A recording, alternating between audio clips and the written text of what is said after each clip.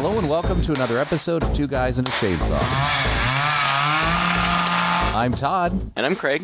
And here we are, Craig, at Halloween, finally. This was one of those great months where we got to squeeze 5 in instead of 4. I know, but it's weird. Like, this is a long Halloween month, and I still feel like it's snuck up on me. Like, I feel like I haven't done enough fun things. I haven't even watched Hocus Pocus once.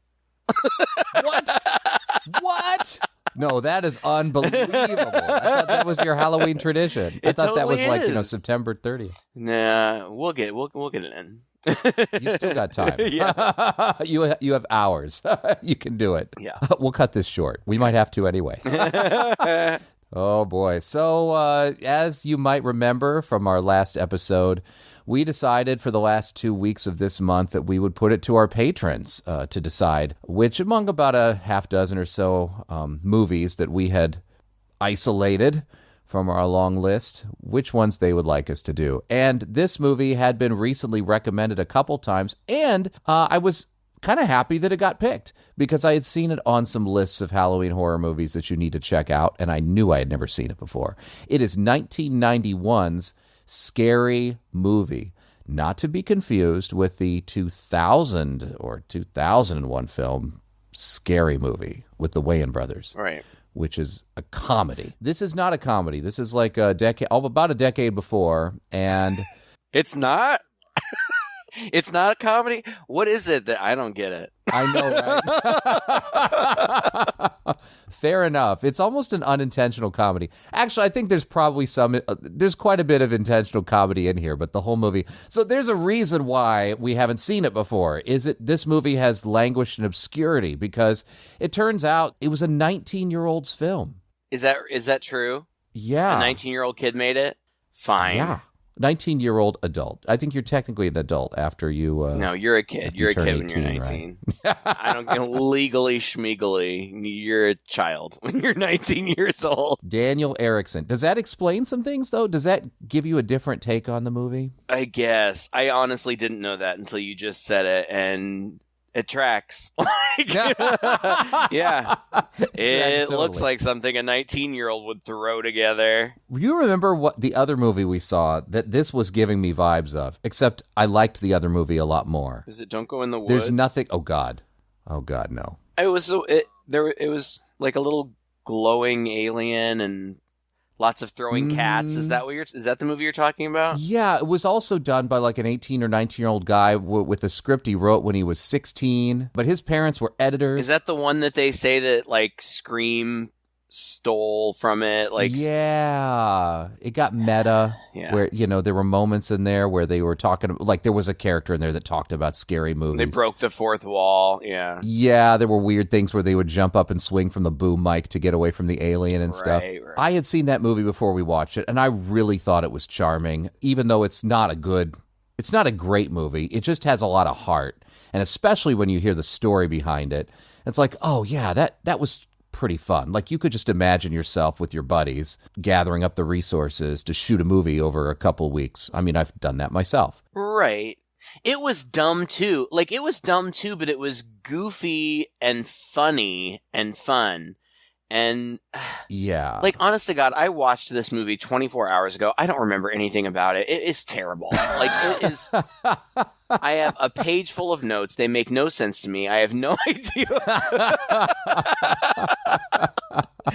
Oh boy. Like, I had never heard of it. I didn't. One of the options for our vote was Halloween 4, and I wanted to do Halloween 4. I was all excited about it. My friend Paul Rudd is in it. Really sure that they would. I know. It was close. Yeah, it was close.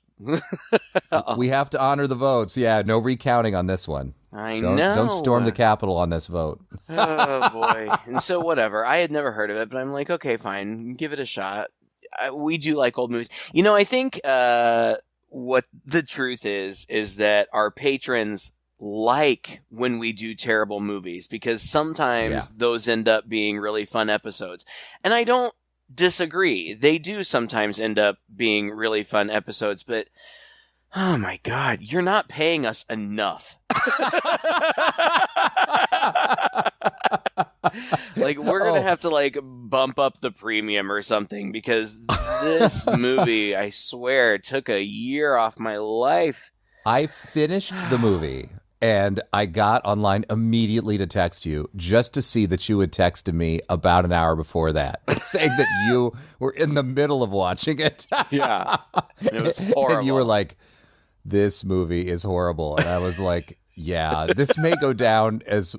This is a strong contender for one of the worst movies we've ever seen. That being said, we've seen some dreck. We still have avoided the dreck of the dreck. Oh, yeah. There's way worse, I guess. There's worse, there's shot-to-video garbage out there. There's so much garbage out there that we haven't even touched with a 10-foot pole. That's that would true. certainly rank well above this on the scale of worst movies of all time. So it's not entirely fair to trash this movie and say it's the worst thing we've ever seen. So far as I'm concerned, that still goes to the Within the Woods movie, because that movie was so incompetent and so loony, and the acting was horrible. The acting in this movie, by comparison, is several notches above. I'm not sure that I agree that it was worse than this movie, but I will agree that it was a bad movie. But again, it was still kind of fun to watch because it was such a mess. Yeah. And so silly. This movie isn't even fun to watch. Like, out of the gate, I'm telling y'all, skip it. Like, it is a waste of your time. Those terrible movies, especially like, the really, really cheap stuff that gets made today with attractive actors with no talent at all. I accidentally put one of those on every once in a while, and I can tell within the first 5 or 10 minutes, no, this is awful. I'm not going to sit through this. That's how I felt with this movie. I swear to God, without a doubt, I would have turned it off if we weren't watching it for this. Yeah. I would have turned it off and never looked back, and I wish that I had had that opportunity. But we are dedicated to the craft. I know. I know. So I had to, like, rage watch it now. It was disappointing. I don't know. Like, I try to find something nice to say, and I just can't think of anything in this movie. It's boring. The story is really stupid. Nothing happens. At the end, spoiler alert, I won't say exactly, but you find out that nothing really did happen. Nothing really did. Nothing happened. Oh. This is one of those times when you say nothing happens and it's the absolute truth. I have to say, after reading about the movie, and I had this feeling, I was like, this movie comes across as some very inexperienced person's labor of love. Like the whole community got together to help out some poor schlub who, gosh darn it, wanted to make a movie. I saw that in the there are 2 trivia things on IMDb, and one thing says that the mayor of Austin, Texas, in 1991, when this premiered in one theater, which I think is all it ever premiered in, declared that day as Scary Movie Day because of the boon to the Austin film community that this movie was. And I have to right. I the have economy, to believe, right. Yeah, I mean it employed people. Right. The movie was shot on film. It's one of the things I noticed immediately was it's 16 millimeter, because it's a square screen, it's pretty grainy. Right. I was like, all right, definite old school 16 millimeter independent film vibes. Lots of people in this movie, almost none of whom are experienced actors. And then the people who are experienced actors or have at least some promise are not doing very well. They're quite early in their career in this movie. Yeah, we'll get to that in a second. Yeah, okay. And then it just comes across as, I think there are ideas here. Like, on paper, I think the script looked intriguing, and I think that got everybody on board. And if you were to pitch this movie and this idea to someone, it would be very intriguing, and it would be a bit unique. The twist is pretty unique. I think the movie had a lot of potential, and I think that there is some style behind it. This is why I rank it better than Don't Go Into the Woods. I thought Don't Go Into the Woods was just sloppy. It was a mess of a movie. It wasn't shot in a compelling way. It had no style. This is really going for style. Like, there are shots in here where if you froze the frame and you looked at it, you're like, oh, that's nice. Like, the lighting is good, and there's smoke where it needs to be, and there's good composition here, and oh my God, there's smoke where it needs to be. You mean everywhere? Like, they just had a fog machine on all the time. I mean, other times you'd freeze the frame and you just see white smoke. You're being far too kind. I thought the cinematography was pedestrian at best. Like, I didn't think that there was anything compelling going on there. It was pedestrian, but it had its moments. And my point is, somebody was trying. They were failing, but I could see that somebody was trying and probably learned a lot along the way. I mean, you know what I'm saying? Yeah. I mean, if one of my high school kids made this movie and showed it to me, I'd be like, damn, good job. Like, right? Wait, good for you.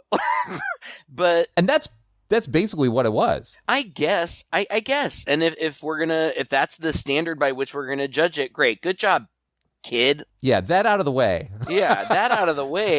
Objectively speaking, it is mind-numbingly boring. I mean, I have no idea who funded this movie, but you should have, like, you should know when the very, very first thing that you see is the credits and it says Generic Movies Presents.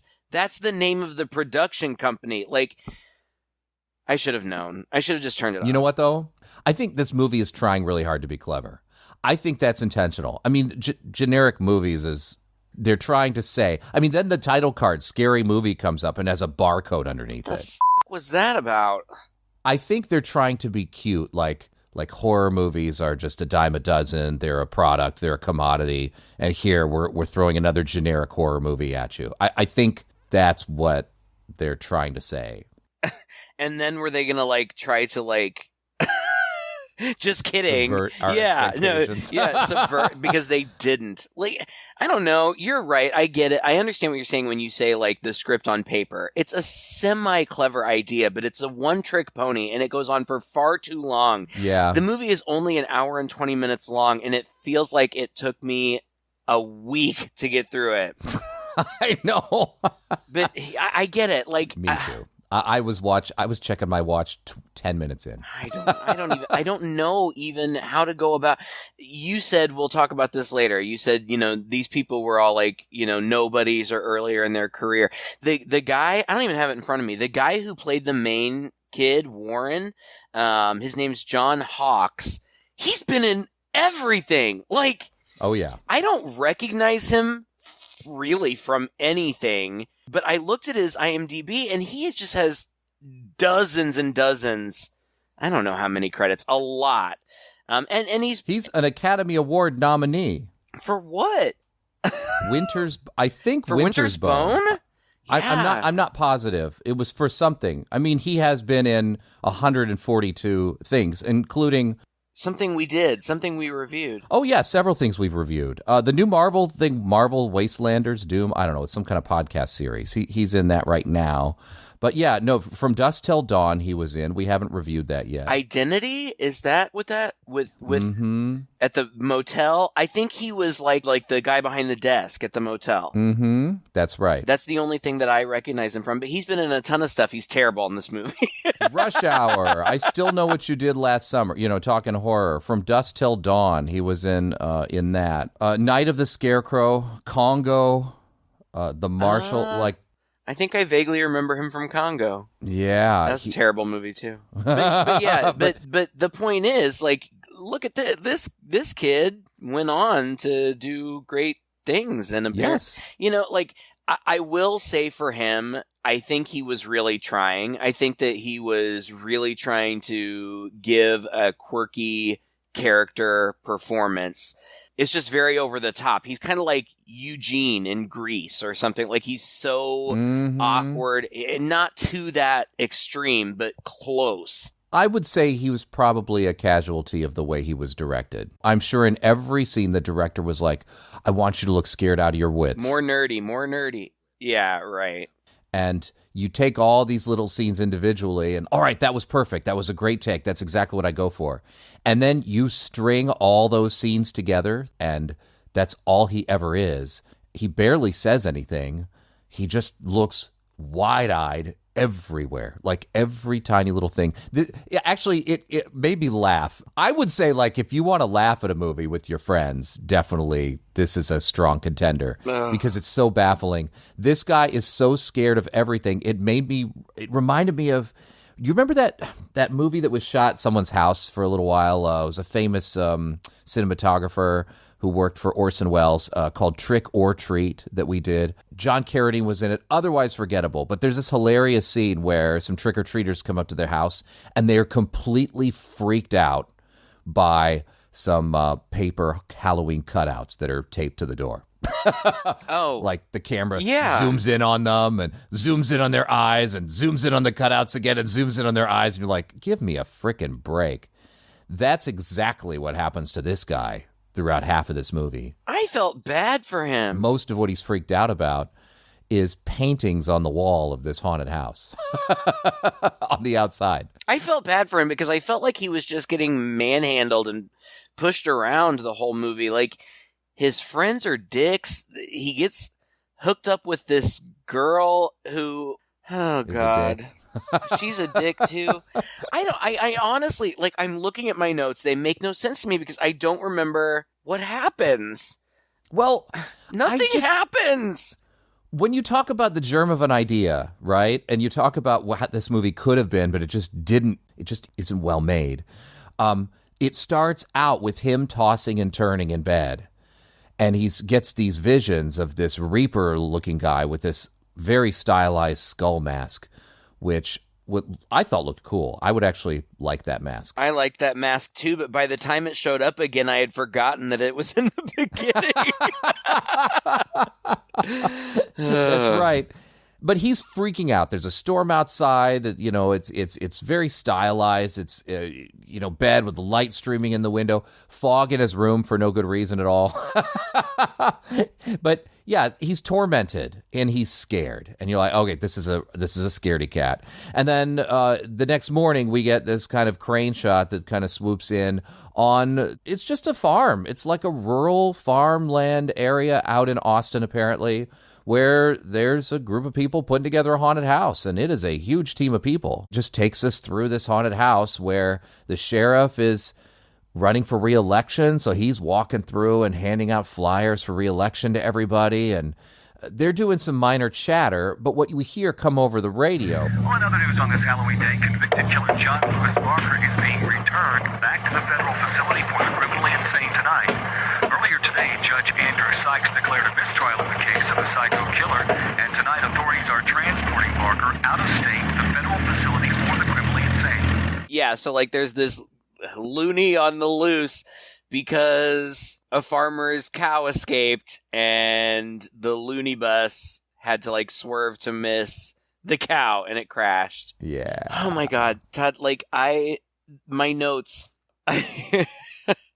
after we see the carnival or whatever it is that they go to, I say big guy drooling in the back of a loony van, and then Warren and his friend at a haunted house looking for girls, and Shelley is a bumblebee, and she goes up to Warren's friend and is like, let's pollinate, and then they kiss for a solid minute. While Warren stares at them, and the whole time there is a bearded guy in a red shirt behind them that I cannot take my eyes off. And he's just staring and smiling. I think he's just an extra that doesn't realize that he's in frame. Like, he's just watching them shoot this. Right? At first I thought this was a director's cameo. He's in there so many times. He is. Like every just time smiling. they come back to this group. And he'll be like in between them. So like two characters will be talking and this guy's like head is right between them. Not quite looking at them. Just kind of like looking around and smiling like he is in awe at everything around him for hours. I forgot. I swear to God, I remember nothing about this. And then Warren has a girl too, and her name is Barbara, and she's a bitch, and she's dressed as, and I say she's a bitch only because like she just, for the whole movie, toys with them. Yeah. Like in one moment, she'll be stuck up and push him away. And then in other moments, she acts like she's into him and like something's gonna happen. I don't know. I didn't care for her, and I don't know why. I don't know what she was supposed to be dressed as. like the Bride of Frankenstein. I don't know. She was just in like a. She looked to me like Angela from Night of the Demons. Oh, yeah. Except a little bit less cool. There's awkward Twizzler eating. Oh my God, that's what I have. She tells him that she steals from restaurants. And she's got like salt shakers in her purse, whatever. And then I said she forces him to eat a dirty purse Twizzler. She just has loose Twizzlers in her purse that she pulls out and forces him to eat. Oh yeah. I swear to God, my next note is this scene is so bleeping awkward. So awkward. Last weekend when I was at that wedding, on the way back, my mom and I were listening to podcasts, and I was like, there's a new episode of our podcast out if you want to hear it. And she's like, yeah, put it on. So we listened to the Lady in White. Is that what that was called? Mm-hmm. And at one point, she said, you say that word too much. The F word. So I guess I'm getting a little bit too raunchy. So I'll try to be better. Sorry. For your mom. My mom. You say that word I too bleeped much. Those out. Didn't she appreciate that? Well, I did. I just let it go. I didn't want to comment on it. Or was she just thinking of all the effort I have to put in? She's probably not really being judgmental of you. She's just probably feeling bad for all the effort I have to do to cut them out or to bleep them. Maybe. Or for the poor souls that are being corrupted by my... By your F-bombs. You know, it's terrible. Yeah, that's right. Okay, so she makes him eat a dirty purse Twizzler, and then she reads... I thought that... Yeah, go ahead. I thought that this stealing all this stuff from the restaurant and leaving it in her purse would be a plot point later. I thought this was a setup for something. The salt comes out again at some point for some reason. I don't even remember why. But I think somebody just salts their food. it falls on the ground. Oh, and he picks it up. I think, see, this is what I'm saying. I think this movie was supposed to be funny. I think they're trying to make jokes here. There is a point where he's running from the killer, supposedly, inside the haunted house, and he's got her purse, and he drops the purse, and all this stuff spills out, and the salt shaker opens up, and there's salt all over the ground. And he dutifully scoops everything up into the purse, and then goes to the salt, which is just in a pile on the ground, scoops it up, takes the time to scoop it into his hand, pour it back into the salt shaker, and screw the top back on before he puts it into his purse and continues running away.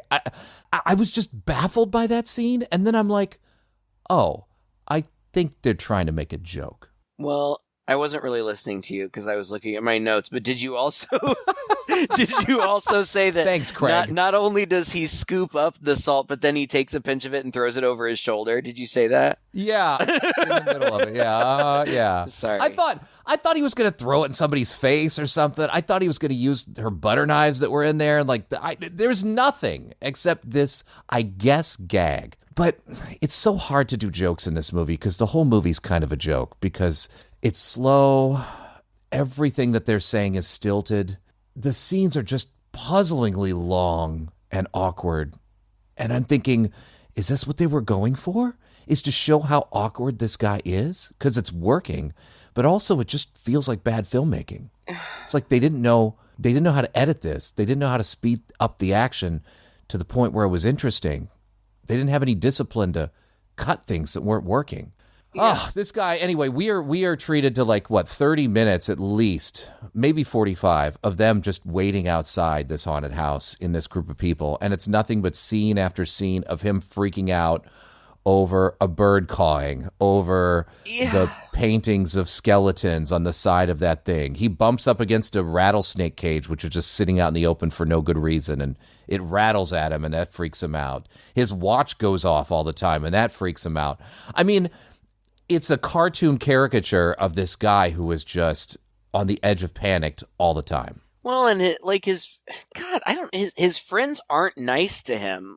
No. At some point, a group of 50-year-old teenagers comes and starts hitting on his girl. I say his girl just because they paired him up. She doesn't seem to have any interest in him. Before they go into the haunted house, she says something provocative to him, are you going to try to take advantage of me in there? And she gives him like a slutty look and walks by, and his friend like does the, like tongue-in-cheek blowjob symbol. But I don't think that she is into him at all. I think that she's just messing with him, and they're always messing with him. And when this group of like 50-year-old teenage boys come and like flirt with her, she kind of plays damsel in distress to get him to stand up for her. But then when he does, the guys just like rough him up, and they all laugh at him. Oh no. Well, what do you know? Come on, we'll give you cuts. Thanks, but no thanks. Come on. You're going in with us. No, JJ. I said no.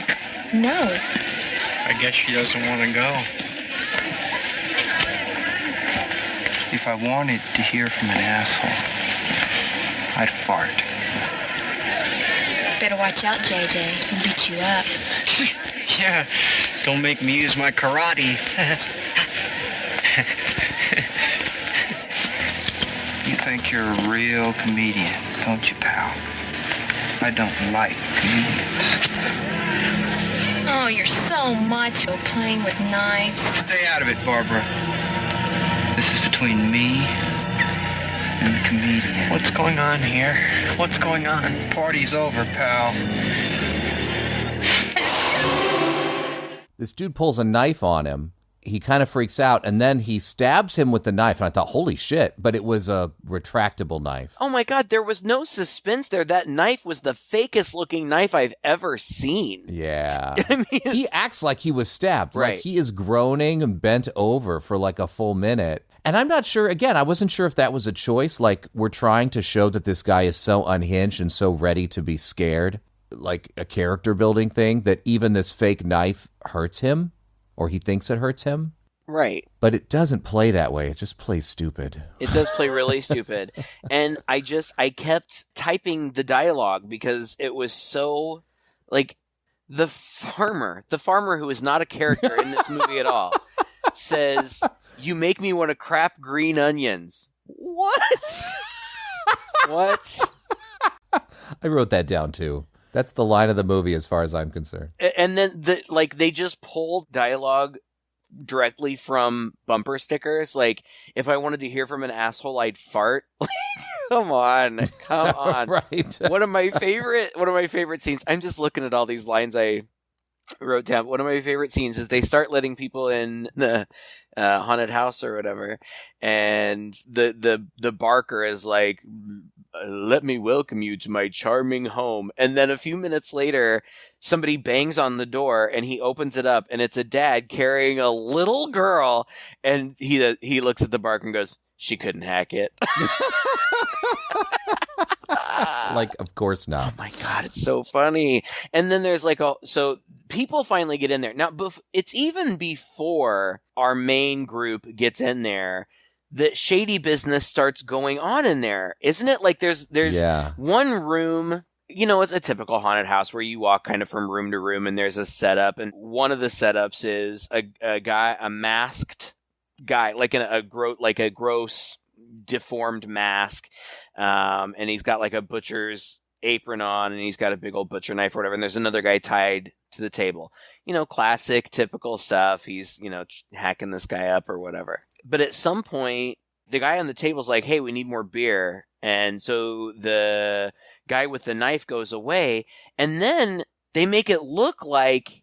Do you remember how this happened? All right, so just before this, there's a kid who's holding a werewolf doll, and he sneaks in there, and he sneaks in through the back door, and I guess the idea is that the back door was now left ajar. Right. Even though you could just swing the back door open. There was no lock on it or anything. No, the door was locked, but he found there's like a cutout space near the ground that was hidden by a hay bale. He does, but then when he comes out, he comes out through the back door, and it's not locked at all. It's clearly visible, like where a padlock should be. It's just a swinging deal. I guess I missed that because later he uses that secret entrance more than once. You're right. Anyway, it doesn't matter. but this is baffling to me. Even having seen the whole movie, I cannot make heads or tails of this. He's looking at the barn like something weird is going on in the barn.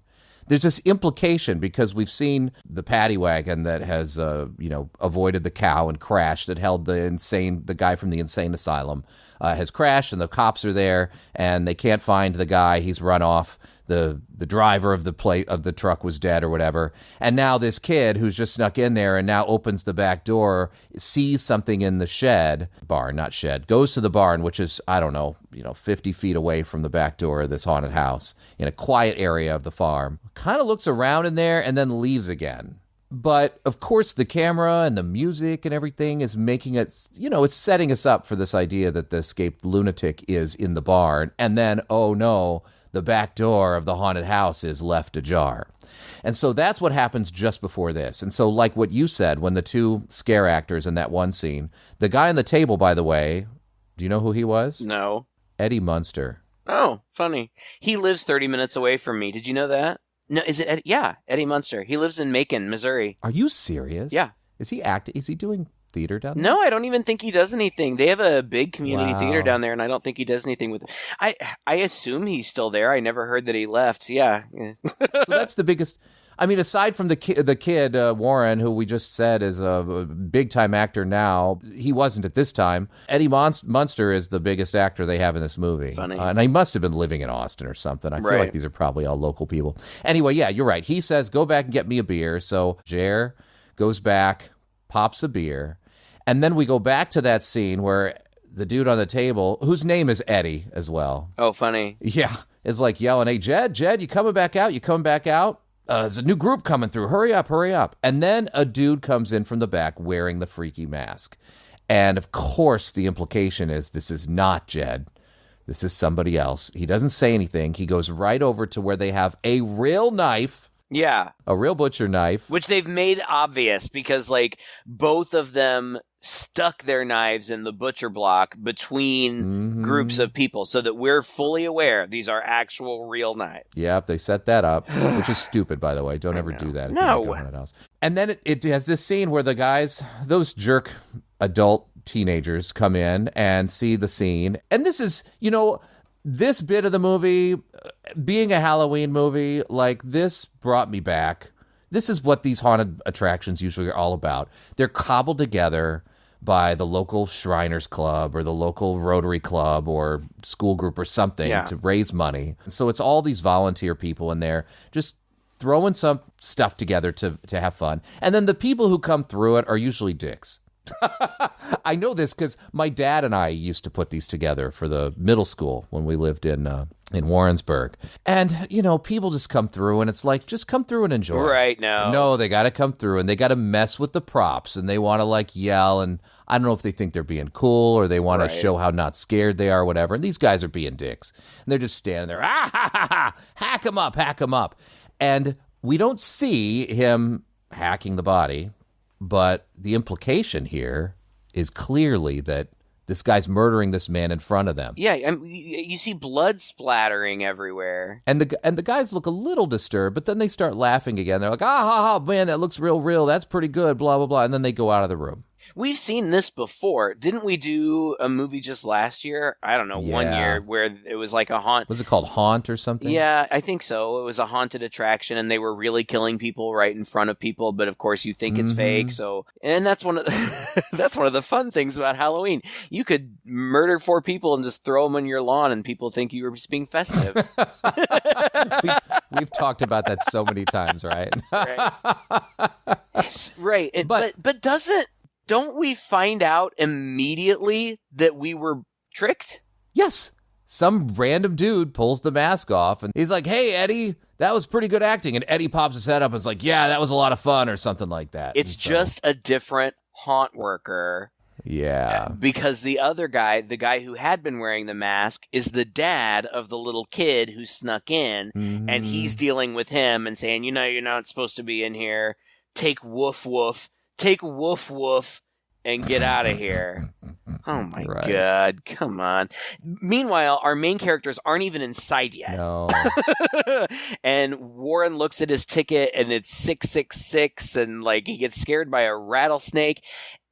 A rattlesnake. Why? Why there's a rattlesnake in a terrarium that, oh God, so stupid. Yeah. But then Barbara has a monologue about Halloween. This is so exciting, Warren. Halloween night. The most thrilling holiday. Christmas is too expensive. Thanksgiving's for turkeys. Easter's for anyone who believes rabbits lay eggs. But Halloween. Creatures of the dark reign supreme. Demons. Ghouls. Monsters. But then they finally get in there. They take 5 steps inside. And Yeah. Brad and that other girl immediately just start making out Yeah. in the middle of the corridor. Right. And then Warren so awkwardly kisses Barb. God. Like, the approach is so slow. Like, bro, just get there. And after he kisses her, she yawns and then walks away like, like literally like singing to herself. It was so weird. It has to be one of the most awkward kisses I've ever seen on film. It was just bizarre because he's got his same wide-eyed, wild look as he's leaning in, and the two have barely exchanged 3 words. What's the motivation? Is it because he saw Brad and the other chick kissing? I guess like he thinks he's gonna get lucky in there because Brad did the blowjob deal.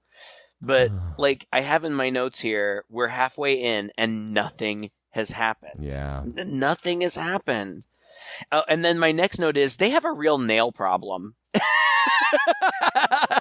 In this haunted house, they have a major nail problem because it seems like 4 or 5 times somebody gets snagged on a huge nail sticking out of the wall.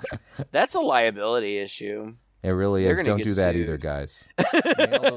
Hammer those nails in, and no real weapons. And then Barbara's away. Everybody else has gone ahead of him, and so Warren or whatever his name is by himself.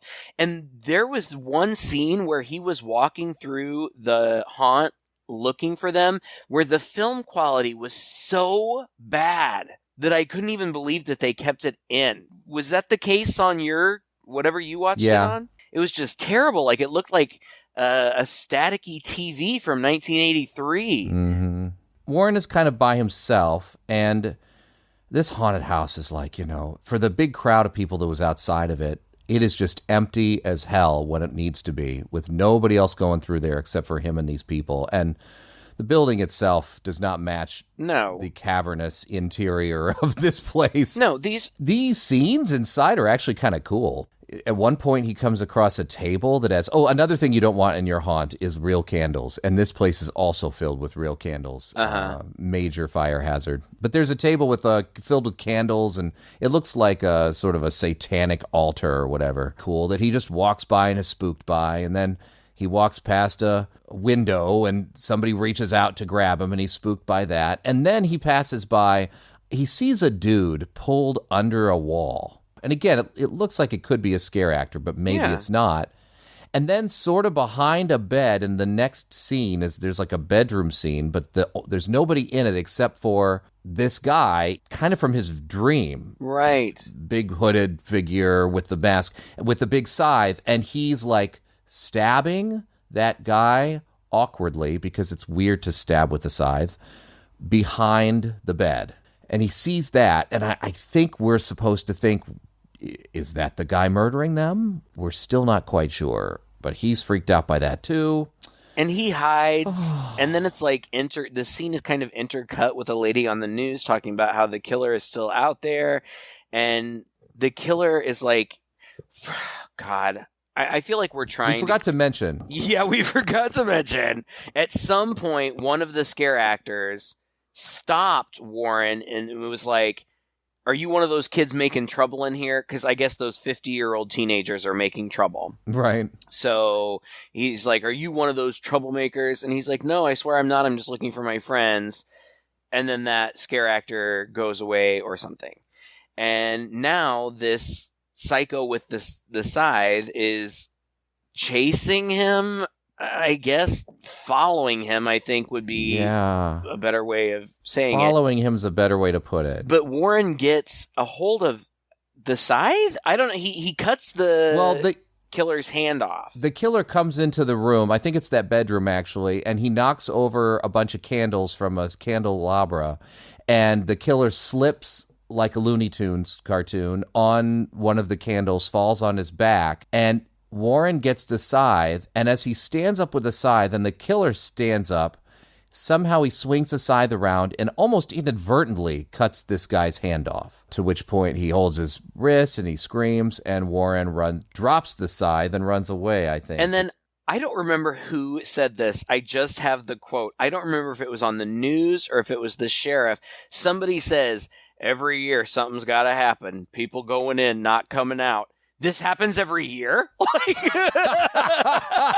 What? Maybe you should not have this festival.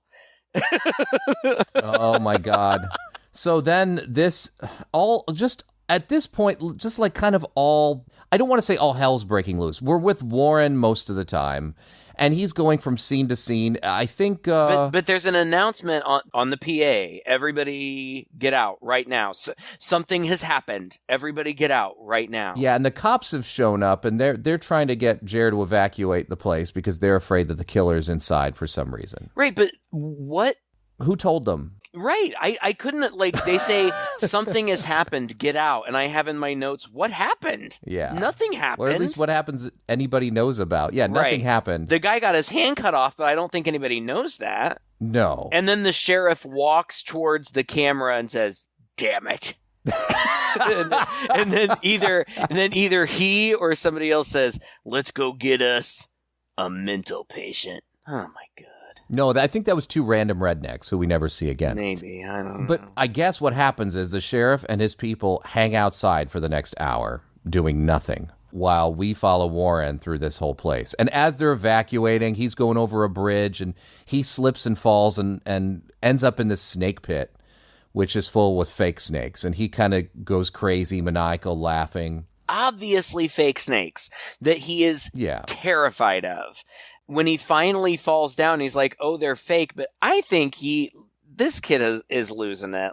He is. I don't know how together he was to begin with. I think he wasn't. Yeah, I don't know. Well, this is why I said earlier on, I honestly think the filmmakers are trying to be clever here. From the very beginning with him and his dreams and all that stuff, this guy has been scared of his own shadow the whole time. They're really setting this guy up. He's a sandwich short of a picnic, this guy, right?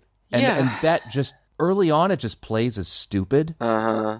And as it goes on, it's still really stupid, but he picks up one of these rubber snakes and bites its head off as he's tackling. So weird. And then that kid is back, and he helps Warren out of the pit, and then Warren finds Barb's purse, and then there's a Hellraiser room. I wish we had spent more time in the Hellraiser room. That was my favorite set piece. And he just walked through it twice. And then they see, he's kind of with the kid, and they go into, there's a pendulum, like a pit in the pendulum room. Mm-hmm. And there's a headless body, and Warren freaks out. And the kid goes, what's the matter? It's only pretend. Mm-hmm. Dude, calm down. And then I have in my notes, then Warren is running scared. And I said, from what? I don't even know what he's running from at this point. That's the problem. There's no tension here for us because we have not seen anything chasing him. Every now and then, except for that moment when that guy got his hand cut off, we really don't see anything. He runs into the room and he'll spend, 5 minutes in this room just wandering 2 feet, scared out of his wits, but nothing's pursuing him. He spends a good minute and a half trying to push over a cardboard coffin to block the doorway or something. It's what is wrong with this guy? It's just baffling because you're watching this movie and you know what kind of movie it is. And I'm just thinking, does he have the problem? Or is this movie just so poorly made that they're trying to convince us that he's having a hard time pushing over this cardboard coffin? It's just stuff like this that made it hard to watch. And hard to take. Yeah, he picks up a chainsaw, and there's this sort of Evil Dead style Again, the movie had ideas, right? Like Warren looks, it's a close-up on his face. It kind of dollies back and the chainsaw is in the foreground. And, it's supposed to be that, Evil Dead, like the chainsaw. He picks up the chainsaw, tries to start it. I didn't hear the sound of a started chainsaw. But anyway, he wildly swings the chainsaw toward a curtain, and you can tell that it's not running. Like the chain is still. And then when he looks on the other side of the curtain, there's a guy who's fallen there. But he hasn't cut the curtain. But apparently he cut the guy? That's what I said in my notes. Warren kills, ? Innocent guy with chainsaw? Like, I don't know. I don't. But I'll tell you. Yeah, go ahead. At this point in the movie, I figured it out. I wasn't sure I had figured it out. But I was like, I wonder if... He's just cuckoo bananas. I wonder if he really is running from nothing. Yeah, I didn't put it together. I feel like an idiot. I don't know. I mean, they made such a big deal throughout the whole thing about this lunatic escaped, and I mean, he is. But we haven't really seen him, yeah. Well, not really. I mean, we've seen a hulking figure in silhouette put that mask on.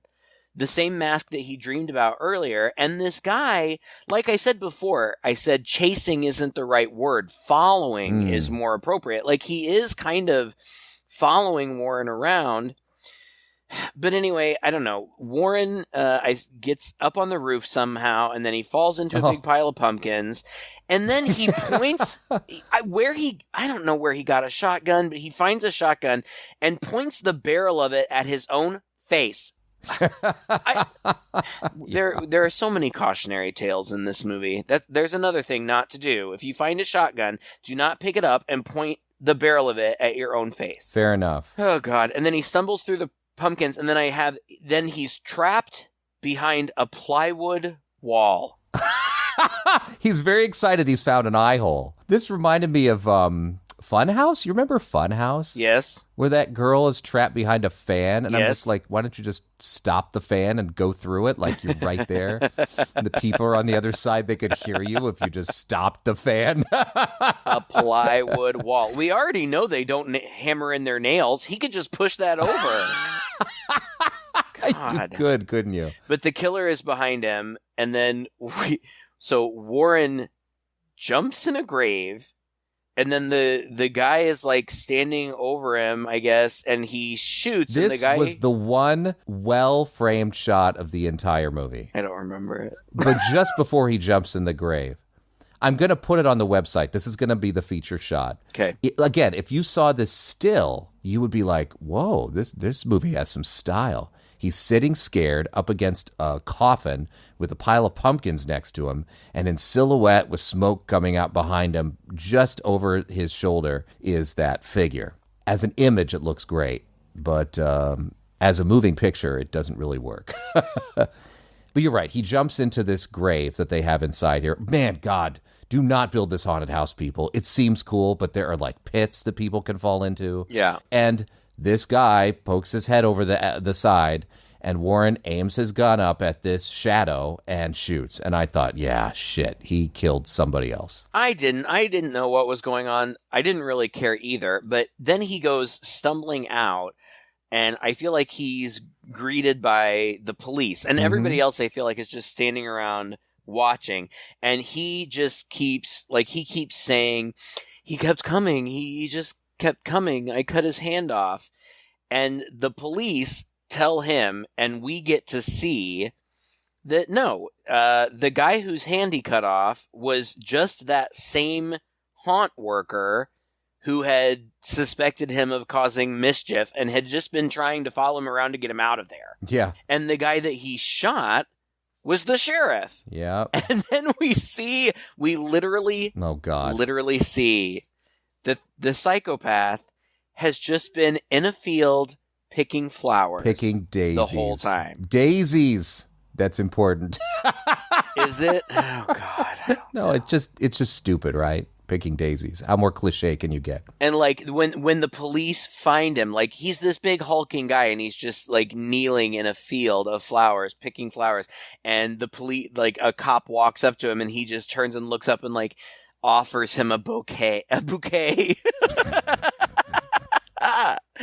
Oh, God. Again, I think they're trying to be funny. I guess, whatever. And then Warren he kept coming, he just keeps repeating it, and he gets arrested and put in the back of a cop car, and Barb has hooked up with the 50-year-old teenager. And then everybody goes back to partying. And the woman who's selling the House of Horrors t-shirts starts spray painting at the top of them, "I survived." And there's like a huge surge. Like everybody has to get their hands on one of these t-shirts. Uh-huh. That was hilarious. See what I mean? I think the movie is trying to be a little meta, a little subversive. You know, it's trying to be funny. Well, it failed. It failed because it's just not well made.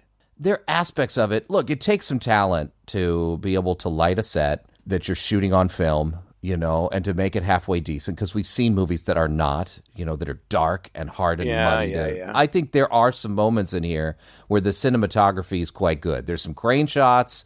They're trying to do some things, but just overall, the movie just doesn't work. It's a slog. It's painful. Yes, it just awful. is amateur hour all the way through.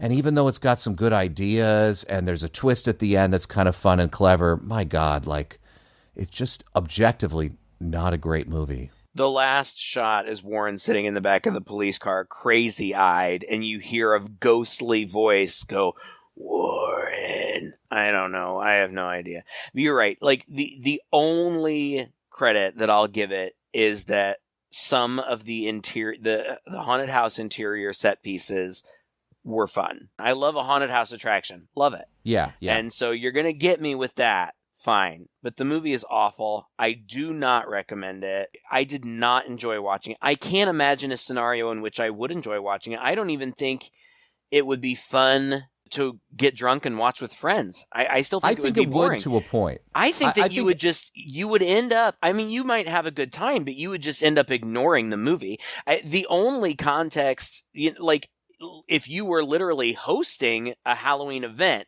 and you had a bunch of TVs around just playing horror movies, that would be fine, because nobody's going to be paying attention to it. They're just going to catch some glimpses of the haunted house imagery and the carnival, and that's fun. That's festive. That's seasonal. Great. But that's it. I just can't with this. I want to. I always try. I always really, really try to find something positive to say, and this one... You slipped a few positive things in there. You might not remember. I think about 40 minutes into this movie, it would be fun to make fun of and goof around with your friends, not by yourself. But once Warren's inside the haunted house and he's by himself, it gets really boring. Scene after scene of nothing happening, which in retrospect is the point of the movie. Right? Nothing was happening. It was all in his head. Right. But a better made movie would be more suspenseful with this stuff. Well, I've seen movies like that before too. There was a movie that took place it's not the one that we did, that took place in the Paris catacombs. There's another movie that takes place in the Paris catacombs, and Pink, the singer, is in it. Oh. And she lives in Paris, and her sister comes to visit, and they go to a rave in the Paris catacombs. But then the police come and raid it or something like that, and Pink and her friends and her sister all get kind of lost together in the catacombs, and then a killer starts picking them off one by one, and the final girl is the sister. All right, spoilers if you haven't seen this movie and you want to. It turns out that all along, Pink and her friends were just f***ing with her sister, but the sister didn't know that, so she killed them all. Oh God! Oh, God. And then the last one, I think the last one to go is Pink, and she's like, "You're such a fucking loser. We were just messing with you." And then the sister kills her too. Oh, that's what you get. So I've seen movies like this before, where somebody thinks something bad is happening, so they react violently, and it turns out they were wrong. I've seen those types of movies before. It can be clever. It can be a clever, surprising twist. And I guess in this movie, you figured it out before I did. I didn't figure it out. I mean, I didn't know what was going on, but I didn't know that it was all in his head until they showed that hulking man picking flowers in the field. And then I rolled my eyes and like, oh, jeez. So the twist is fine. I feel like you've already said it. I'll say it again. It's not executed well. This movie was plucked out of absolute obscurity. Mm-hmm. Like I said earlier, it was shown once, probably at the premiere where everybody was gathered at family and everybody was involved in Austin making this movie. It was obviously this labor of love and this fun thing that I'm sure everybody was gaga over just because this 19-year-old kid and all these people participated in it. And I get that. It's nice. I do too. One of the actors said it supposedly did like a little circuit in Asia or in Eastern Europe, but I don't buy that. At least I don't see much evidence for it. This movie just literally just kind of sat on a shelf and was forgotten. And somehow, somewhere, Turner Classic Movies discovered it and picked it up and showed it. And it got released by one of these labels that, like Vinegar Syndrome, find these very obscure movies that would otherwise be lost to time, rescue them, give them a proper DVD release, and you can hear a director's commentary on that, as well as the director's short film, Mr. Pumpkin, which I really, really looked for and couldn't find, that came before this, about a kid who imagines that his pumpkin has come to life on Halloween. I thought that could be cute. But yeah, it would be on the DVD, and I obviously don't have access to that and couldn't find it anywhere online. So I get that.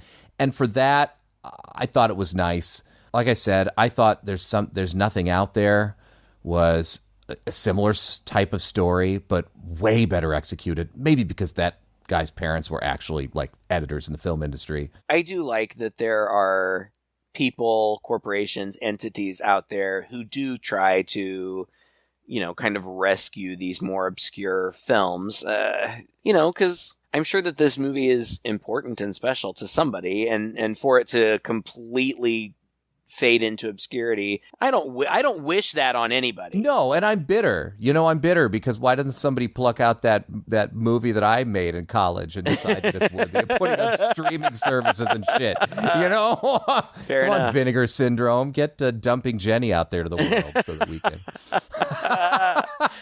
Hilarious.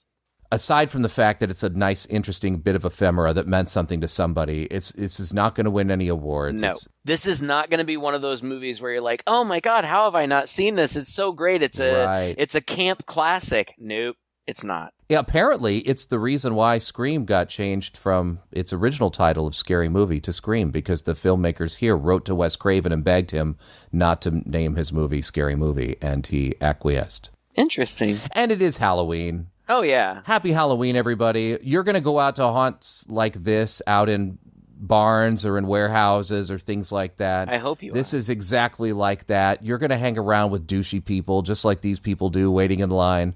You're going to have a lot of fun like these guys were before, hands got cut off and sheriffs got blasted in the face, And so it does have that spirit of it totally. I mean, this is something that I would at least throw up as a great example of what an American-style Halloween night out would be like. Absolutely. For that, it's entirely appropriate that we do a movie like this on this day, and I do want to thank our patrons for bringing this to our attention. Our patrons certainly bring us the more interesting films that we otherwise would not have chosen ourselves. Right, and we've been doing this for so long now that we need that help. We do. We need you to kind of throw new things our way because we've done everything. Just kidding. No, we haven't. We've got a lot more to do. We sure do. And another year coming up real soon. Thank you so much, patrons, for recommending this movie to us, and we hope that everybody out there has a very, very happy and safe Halloween, no matter how you celebrate it or where you are. If you would like to join our Patreon community, go to patreon.com/chainsawpodcast. We also have a new domain name for our website that's a little easier to remember, just in case you have to do the outro again, Craig. Chainsawhorror.com. But if you follow our old website at twoguys.red40net.com, you can also get there as well. Go there, check out our whole back catalog, leave us a message there or on our Facebook page or Instagram, and let us know what you thought of this movie and what movies we should do in the future. Share this podcast with someone you love this Halloween season. And until next time, I'm Todd. And I'm Craig. Happy Halloween. Happy Halloween with Two Guys and a Chainsaw.